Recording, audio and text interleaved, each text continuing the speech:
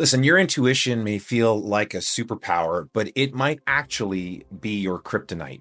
And let me explain what I mean. Your gut, your intuition is a superpower if it's properly used, but often it's not. When your intuition goes off, it's because it's trying to tell you something. Something's not quite right. You're detecting something that needs to be looked into or investigated further. The danger is a lot of folks go straight from my gut is telling me something to passing a judgment on what's actually going on. And unless you insert the detective in between your initial intuition and passing judgment, your intuition is going to get you into a lot of trouble because it's based on a narrative or a story that you're telling yourself that you haven't backed up with logic. As a leader, you just can't afford to do that.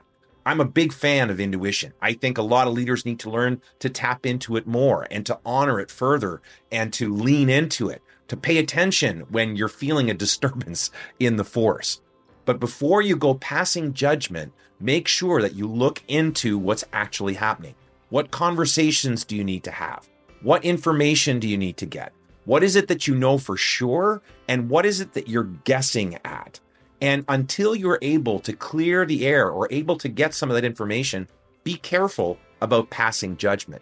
Because if you go to judgment too fast, you may make listening or a healthy conversation almost impossible.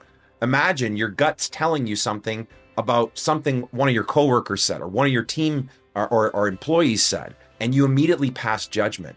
Without doing the investigation part, by the time you have that conversation, you've already made up your mind about what's going on.